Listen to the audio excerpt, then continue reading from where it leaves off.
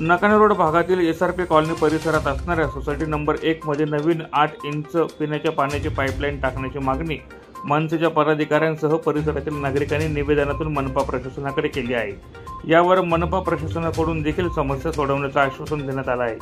नकाने road भागात पिण्याच्या पाण्याची पाईपलाईन गेल्या अनेक वर्षांपासून जुनी झाली असून 1984 मध्ये 4 इंची पाईपलाईन बसवण्यात आली होती।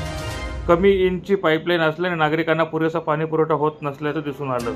नकाने रोड भागात आजूबाजूच्या परिसरात 8 इंची पाईपलाईन असताना याच भागात 4 इंची पाईपलाईन का, असा सवाल उपस्थित करत नवीन 8 इंची पाईपलाईन टाकण्याची मागणी मनसेच्या पदाधिकाऱ्यांसह परिसरातील नागरिकांनी मनपा प्रशासनाकडे केली आहे। सदरील समस्या तात्काळ न सुटल्यास मनसे स्टाईलने आंदोलन करण्याचा इशारा मनसेच्या पदाधिकाऱ्यांसह नागरिकांनी मनपा प्रशासनाला दिला आहे।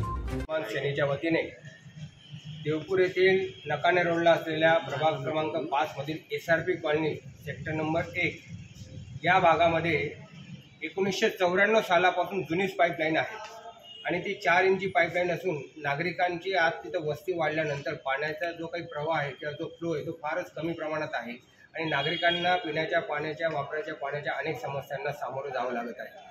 आणि आजूबाजूचे जर परिसर पाहिले, आजूबाजूच्या नव्याने निर्माण झालेल्या कॉलनी एरिया जर आपण पाहिलं तर तिथं 8 इंची पाईपलाईन बसवण्यात आली आहे आणि जी सोसायटी अतिशय जुनी आहे तिथं मात्र 4 इंचीच पाईपलाईन आहे आणि नागरिकांना अनेक समस्यांना सामोरं जावं लागत आहे।